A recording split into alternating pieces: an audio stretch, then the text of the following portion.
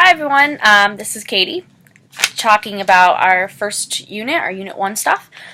So, I thought there was a lot of interesting kind of curriculum-based reading in our content for this unit. A lot of stuff that made me think about how I create my lessons and about how I want to create my curriculum for next year. A coworker and I have actually started creating a curriculum for our classes, and it's definitely kind of showed me maybe what I want to tweak and how I want to in a better way. So it's been a good unit for me.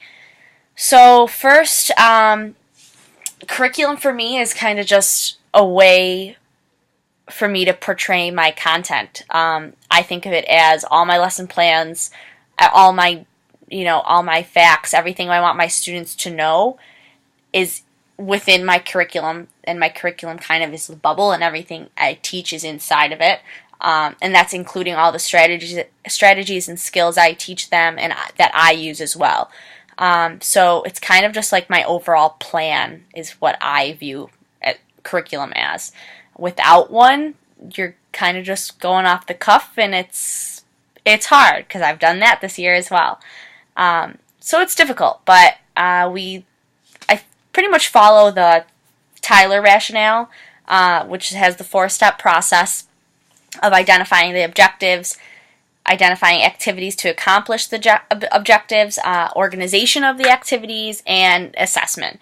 I think that's pretty much key in what every teacher should plan to do when creating lessons and a curriculum. It's just on a different scale. So what I really took out of it was music must conform to principles of curriculum development guide all basic subjects by Reimer in the Ellicott article. I kind of thought that was crap, not gonna lie. I don't think music needs to conform, being, government and a lot of schools and administrations want it to conform, but I don't always think that conforming is the better way to go. So I think sometimes we as music educators need to stay strong and stay steady with the path that we want to take our students on and how we want to teach it.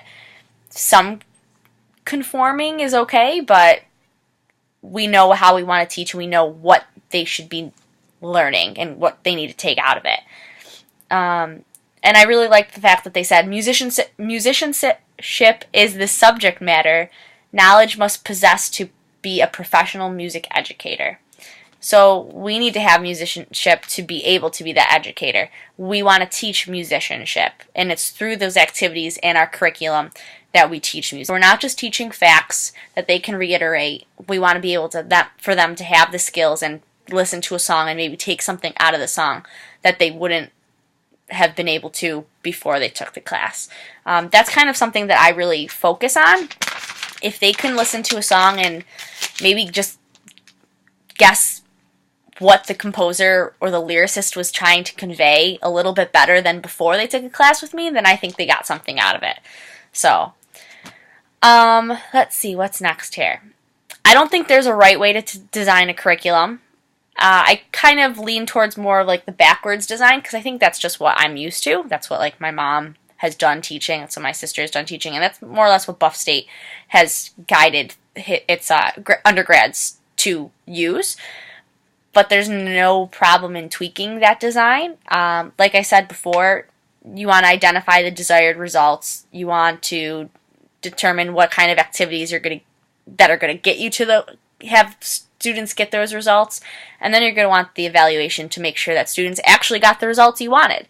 I think those are the 3 major things that your lessons have to do. And if they do that, then I don't really see how you write it as a huge deal, or how, what activities you did as a big deal. As long as students are engaged and they're getting something out of it, they're meeting the end results or the end objectives. So I think that there's a bunch of different ways. I mean, even I think it's the Ornstein article talks about so many different approaches to creating curriculums. How are you supposed to know that one's better than the other? Yeah, you can assume, but you never really know for sure. And since there's so many different types of learners, one learner is always going to be better off learning with a different way. As far as the understanding chapter, understanding is not knowing. I think we need to use it more as a verb in the verb form. Students need to be able to transfer the knowledge into other areas, self-assessment, justification, and I really liked how they said that misunderstanding is a teacher reflection point, because I completely agree with the statement. When a student's misunderstanding something, I think teachers need to take a step back and look at why they're not understanding the concept. Is it because the student really just can't grasp it, or we have gone through it too fast, or is it something that I've said that's maybe cluttered the situation? So I think it is a really big self-reflection tool. Jacobs talks a lot about standards. I think standards, like the Common Core standards, are kind of baloney. I think a lot of us do, but it's what schools or states are doing now. It talks a lot about how each state has its own standards, and we need to become more uniform, which I completely agree with. Right now, it's 50 different learning standards in the country, so we're not uniformed at all with how we want to teach education, which we should be. We should be at least be on the same page with everything. It says changing curriculum won't be enough. I kind of agree with that. I don't think curriculum is everything.